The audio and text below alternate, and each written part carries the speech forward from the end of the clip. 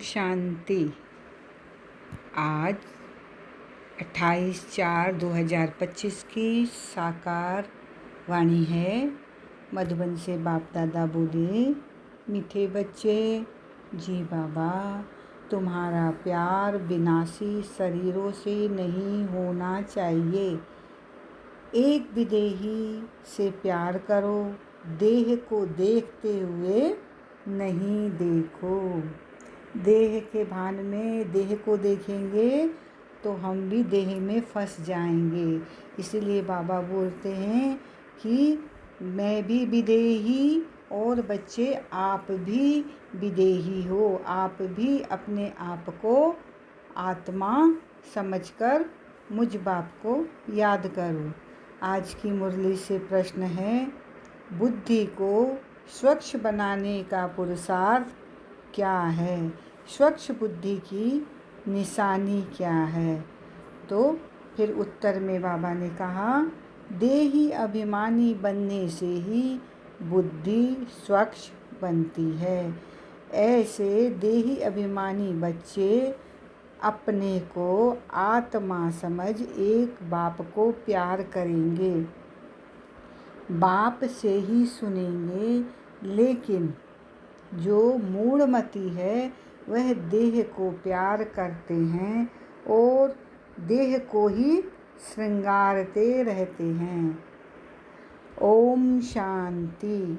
ओम शांति किसने कहा और किसने सुना?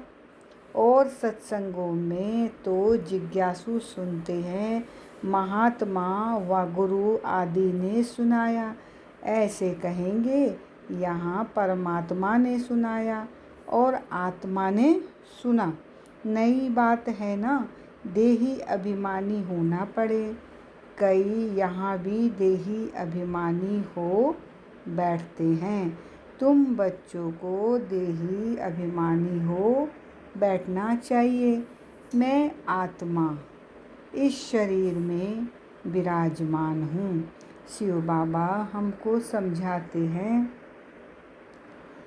यह बुद्धि में अच्छी तरह याद रहना चाहिए, मुझ आत्मा का कनेक्शन है परमात्मा के साथ।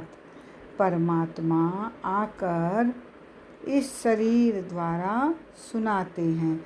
यह दलाल हो गया, तुमको समझाने वाला वह है। इनको भी वर्षा वह देते हैं, तो बुद्धि उस तरफ जानी चाहिए।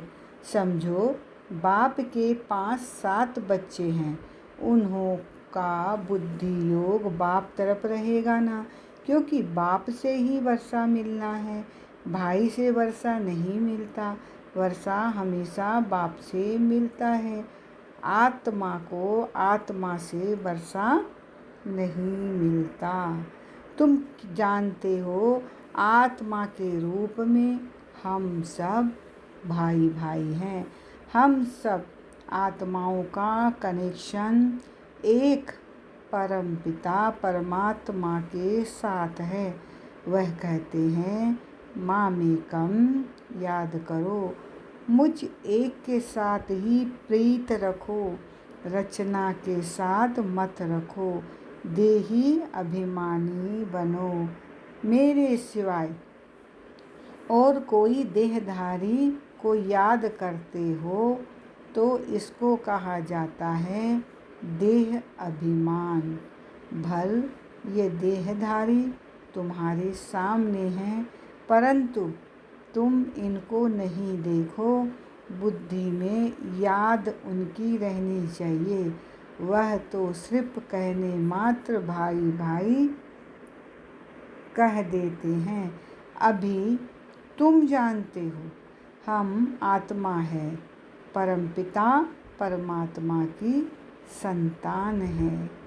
वर्षा परमात्मा बाप से मिलता है। वह बाप कहते हैं, तुम्हारा लव मुझ एक के साथ होना चाहिए। मैं ही खुद आकर तुम आत्माओं की अपने साथ सगाई कराता हूँ। देहधारी से सगाई नहीं है, और जो भी संबंध है वह देह के यहाँ के संबंध है। इस समय तुमको देही अभिमानी बनना है। हम आत्मा बाप से सुनते हैं, बुद्धि बाप तरफ जानी चाहिए। बाप इनके बाजू में बैठ हमको नॉलेज देते हैं। उसने शरीर का लोन लिया हुआ है। आत्मा इस शरीर रूपी घर में आकर पाठ बजाती है। आज बाबा बार बार आत्मा का पाठ हमें पक्का करा रहे, क्योंकि पहला पार्ट भी आत्मा का ही है और एंड भी आत्मा का ही है। तो इसलिए बार बार बोलते बच्चे आत्म अभिमानी बनो, आत्मा का पाठ पक्का करो। जैसे कि वह अपने को अंडर हाउस अरेस्ट कर देते हैं। पाठ बजाने के लिए है तो फ्री, परंतु इसमें प्रवेश कर अपने को इस घर में बंद कर पाठ बजाती है। आत्मा ही एक शरीर छोड़ दूसरा लेती है, पाठ बजाती है। इस समय जो जितना देही अभिमानी रहेंगे वह ऊंच पद पाएंगे। यहाँ देखो बाबा हमें ऊंच पद पाने की जो तरीका है वो बाबा ने बता दिया है कि जितना बच्चे आप देही अभिमानी रहेंगे उतना ही आपका पद ऊंचा होगा। बाबा के शरीर में भी तुम्हारा प्यार नहीं होना चाहिए। ब्रह्मा बाबा के यहाँ बाबा ब्रह्मा बाबा के लिए कह रहे हैं, रिंचक मात्र भी नहीं, ये शरीर तो कोई काम का नहीं है। मैं इस शरीर में प्रवेश करता हूँ। यहाँ शिव बाबा कह रहे हैं, सिर्फ तुमको समझाने के लिए ये है रावण का राज्य पराया देश। रावण को जलाते हैं परंतु समझते नहीं हैं। चित्र आदि जो भी बनाते हैं उनको जानते नहीं हैं, बिल्कुल ही मूढ़मती है। रावण राज्य में सब मूढ़मती हो जाते हैं। देह अभिमान है न, तुच्छ बुद्धि बन गए हैं। बाप कहते हैं मूढ़मती जो होंगे वह देह को याद करते रहेंगे, देह से प्यार रखेंगे। स्वच्छ बुद्धि जो होंगे वह तो अपने को आत्मा समझ परमात्मा को याद कर परमात्मा से सुनते रहेंगे। इसमें ही मेहनत है। यह तो बाप का रथ है। बहुतों का इनसे प्यार हो जाता है, जैसे हुसैन का घोड़ा, उनको कितना सजाते हैं। अब महिमा तो हुसैन की है ना, घोड़े की तो नहीं। जरूर मनुष्य के तन में हुसैन की आत्मा आई होगी ना। वह इन बातों को नहीं समझते। अभी इसको कहा जाता है राजस्व अश्वमेघ अविनाशी रुद्र ज्ञान यज्ञ। अश्व नाम सुनकर उन्होंने फिर घोड़ा समझ लिया, उनको स्वाहा करते हैं। यह सब कहानियाँ हैं भक्ति मार्ग की। अभी तुमको हसीन बनाने वाला मुसाफिर तो यह है ना। अभी तुम जानते हो हम पहले गोरे थे फिर सांवरे बने हैं। जो भी आत्माएं पहले पहले आती है तो पहले सतो प्रधान है, फिर सतो रजो तमो में आती है। बाप आकर सबको हसीन सुंदर बना देते हैं। जो भी धर्म स्थापन अर्थ आते हैं वह सब हसीन आत्माएं होती है। बाद में काम चिता पर बैठ काली हो जाती है। पहले सुंदर फिर श्याम बनती है। यह नंबर 1 में पहले पहले आते हैं तो सबसे जास्ती सुंदर बनते हैं। इन लक्ष्मी नारायण जैसा नेचुरल सुंदर तो कोई हो ना सके। ये ज्ञान की बात है। भल क्रिश्चियन लोग भारतवासियों से सुंदर गोरे हैं क्योंकि उस तरफ के रहने वाले हैं, परंतु सतयुग में तो नेचुरल ब्यूटी है। आत्मा और शरीर दोनों सुंदर है। इस समय सब पतित सांवरे हैं, फिर बाप आकर सबको सुंदर बनाते हैं। पहले सतो प्रधान पवित्र होते हैं, फिर उतरते उतरते काम चिता पर बैठ काले हो जाते हैं। अब बाप आया है सभी आत्माओं को पवित्र बनाने। बाप को याद करने से ही तुम पावन बन जाएंगे। तो याद करना है, एक को देहधारी से प्रीत नहीं रखनी है। आज बार बार बाबा हमें समझा रहे हैं कि बच्चे देहधारियों में नहीं आपको फंसना है। बुद्धि में ये रहे कि हम एक बाप के हैं, वही सब कुछ है। इन आँखों से देखने वाले जो भी है वह सब विनाश हो जाएंगे, यह आँखें भी खत्म हो जाएगी। परम पिता परमात्मा को तो त्रिनेत्री कहा जाता है। उनको ज्ञान का तीसरा नेत्र है। त्रिनेत्री, त्रिकालदर्शी, त्रिलोकीनाथ, यह टाइटल उनको मिले हैं। अभी तुमको तीनों लोकों का ज्ञान है, फिर यह गुम हो जाता है। जिसमें ज्ञान है वही आकर देते हैं। तुमको बाप 84 जन्मों का ज्ञान सुनाते हैं। बाप कहते हैं अपने को आत्मा समझो, मैं इस शरीर में प्रवेश कर आया हूँ तुमको पावन बनाने।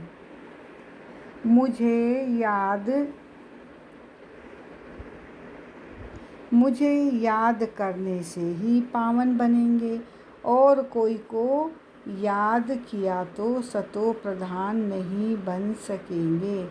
पाप कटेंगे नहीं तो कहेंगे विनाश काले विपरीत बुद्धि विनश्यन्ति। मनुष्य तो बहुत अंधश्रद्धा में है, देहधारियों में भी मोह रखते हैं।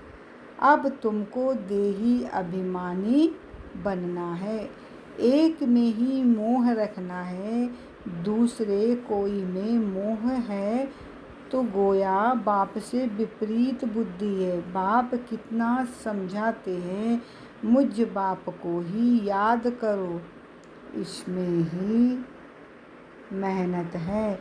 तुम कहते भी हो हम पतितों को आकर पावन बनाओ, बाप ही पावन बनाते हैं। तुम बच्चों को 84 जन्मों की हिस्ट्री, ज्योग्राफी बाप ही समझाते हैं, वह तो सहज है ना। बाकी याद की ही डिफ़िकल्ट सब्जेक्ट है। बाप के साथ योग रखने में कोई भी होशियार नहीं है। जो बच्चे याद में होशियार नहीं, वह जैसे पंडित है। ज्ञान में भल कितने भी होशियार हो, याद में नहीं रहते तो वह पंडित है।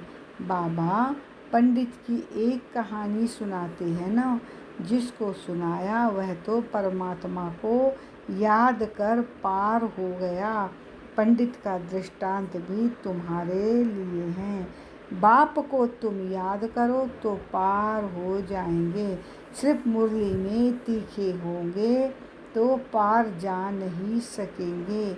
याद के सिवाय विकर्म विनाश नहीं होंगे। यह सब दृष्टांत बनाए हैं।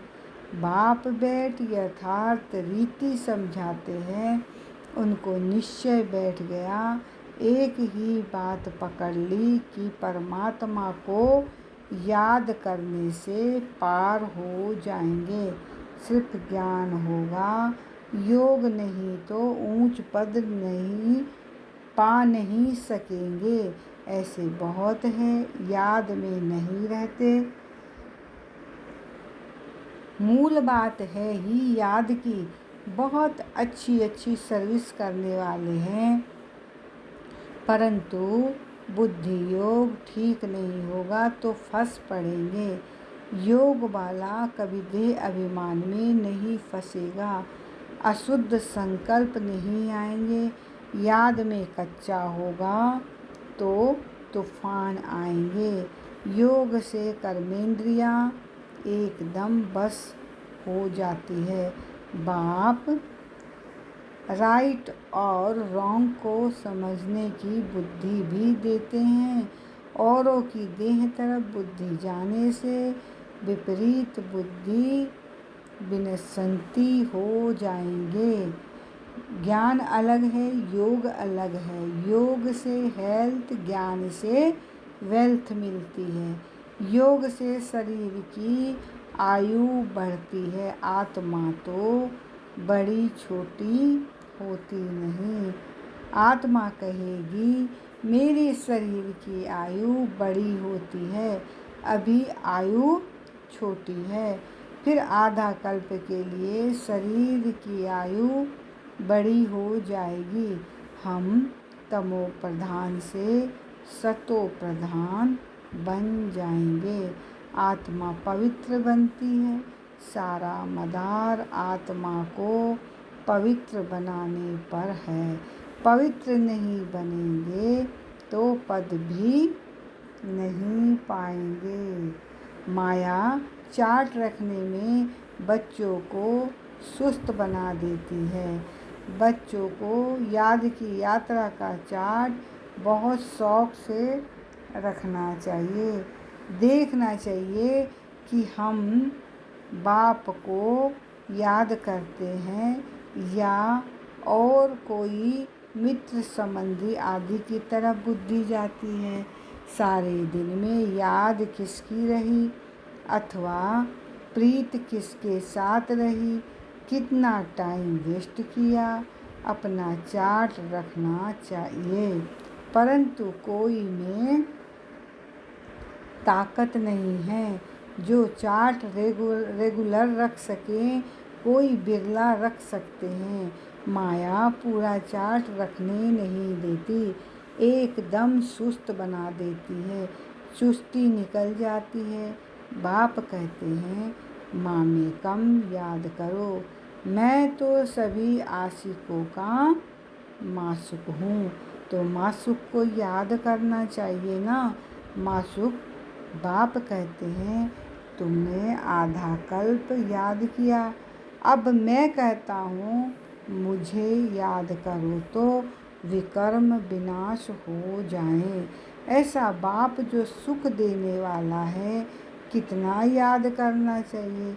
और तो सब दुख देने वाले हैं, वह कोई काम आने वाले नहीं हैं।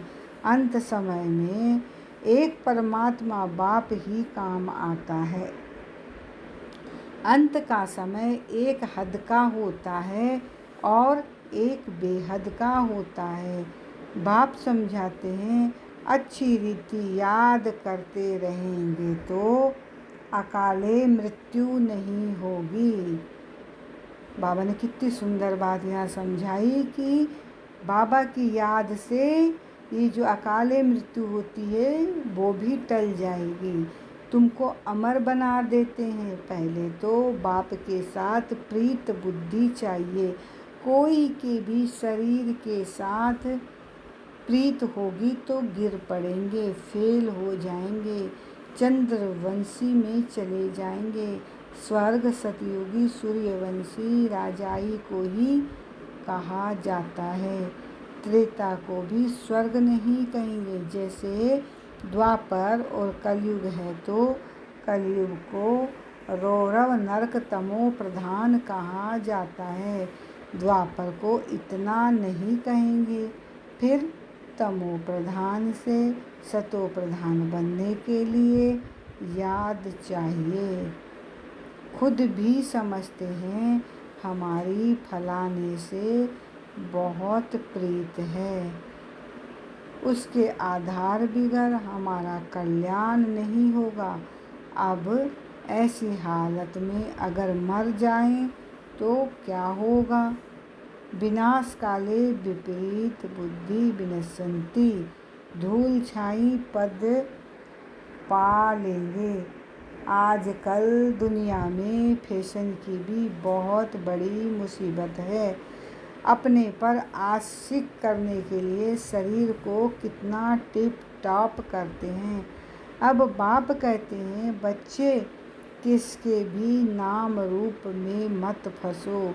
लक्ष्मी नारायण की ड्रेस देखो कैसी रॉयल है, वह है ही शिवालय, इसको कहा जाता है वैश्यालय। इन देवताओं के आगे जाकर कहते हैं, हम वैश्यालय के रहने वाले हैं। आजकल तो फैशन की ऐसी मुसीबत है, सबकी नज़र चली जाती है, फिर पकड़ कर भगा लेते हैं। सतयुग में तो कायदे से चलन होती है, वहाँ तो नेचुरल ब्यूटी है ना, नेचुरल ब्यूटी है ना, अंधश्रद्धा की बात नहीं। यहाँ तो देखने से दिल लग जाती है, तो फिर और धर्म वालों से भी शादी कर लेते हैं। अभी तुम्हारी है ईश्वरीय बुद्धि, पत्थर बुद्धि से पारस बुद्धि बाप के सिवाय कोई बना ना सके, वह है ही रावण संप्रदाय। तुम अभी राम संप्रदाय बने हो। पांडव और कौरव एक ही संप्रदाय के थे, बाकी यादव है यूरोपवासी। गीता से कोई भी नहीं समझते कि यादव यूरोपवासी है, वह तो यादव संप्रदाय भी यहाँ कह देते हैं। बाप बैठ समझाते हैं, यादव है यूरोपवासी जिन्होंने अपने विनाश के लिए ये मूसल आदि बनाए हैं। पांडवों की विजय होती है, ये जाकर स्वर्ग के मालिक बनेंगे। परमात्मा ही आकर स्वर्ग की स्थापना करते हैं। शास्त्र में तो दिखाया है, पांडव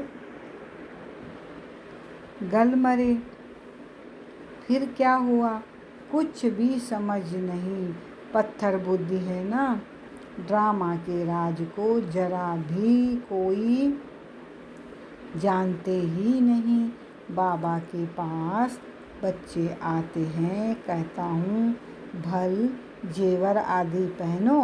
कहते हैं, बाबा यहाँ जेवर शोभते कहाँ हैं?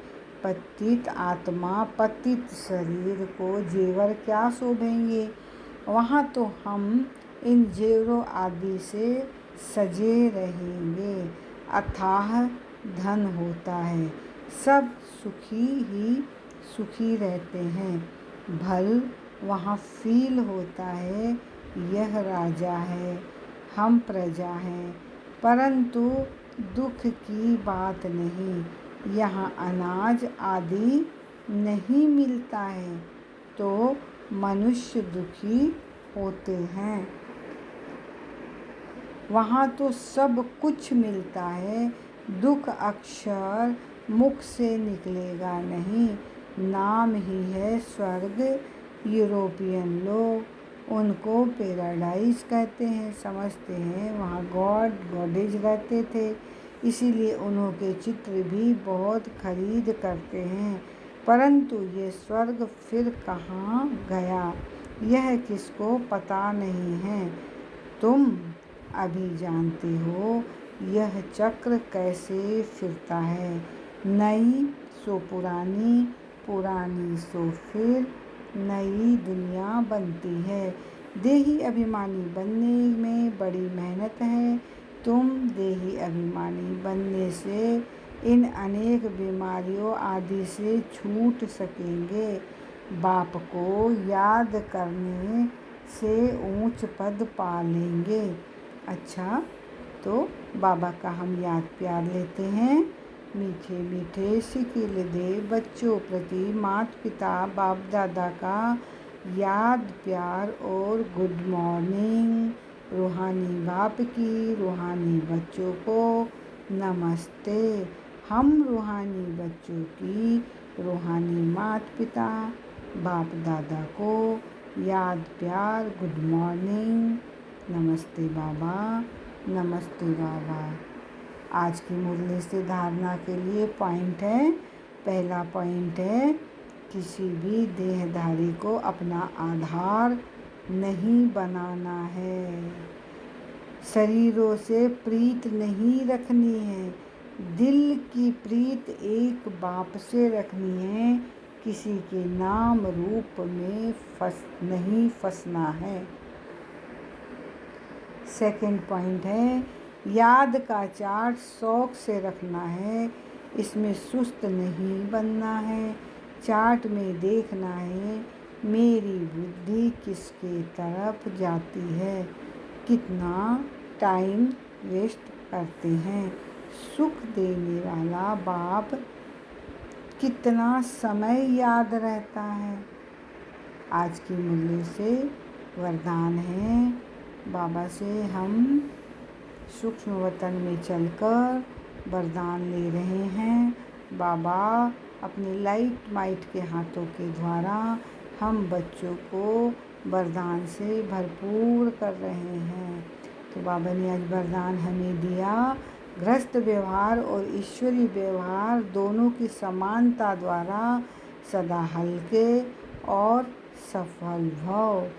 गृहस्थ व्यवहार और ईश्वरीय व्यवहार दोनों की समानता द्वारा सदा हल्के और सफल भव।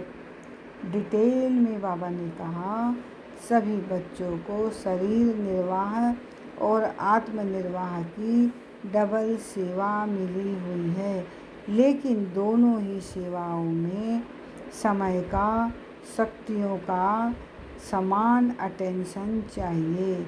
यदि श्रीमत का कांटा ठीक है तो दोनों साइड समान होंगे, लेकिन गृहस्थ शब्द बोलते ही गृहस्थी बन जाते हो तो बहानेबाजी शुरू हो जाती है। इसीलिए गृहस्थी नहीं ट्रस्टी हैं। इस स्मृति से गृहस्थ व्यवहार और ईश्वरीय व्यवहार दोनों में समानता रखो तो सदा हल्के और सफल रहेंगे। आज का स्लोगन है, फर्स्ट डिवीज़न में आने के लिए कर्मेंद्रिय जीत माया जीत बनो। आज के अव्यक्त इशारे हैं, कंबाइंड रूप की स्मृति से सदा विजयी बनो। आपके शिव शक्ति के कंबाइंड रूप का यादगार सदा पूजा जाता है। शिव शक्ति से अलग नहीं, शिव शक्ति से अलग नहीं, ऐसे कंबाइंड रूप में रहो। इसी स्वरूप को ही सहजयोगी कहा जाता है। योग लगाने वाले नहीं, लेकिन सदा कंबाइंड अर्थात साथ रहने वाले, जो वायदा है कि साथ रहेंगे, साथ जिएंगे, साथ चलेंगे, यह वायदा पक्का रखो। ओम शांति, ओम शांति, ओम शांति। शुक्रिया मेरे बाबा, शुक्रिया मेरे मीठे बाबा, शुक्रिया मेरे प्यारे बाबा।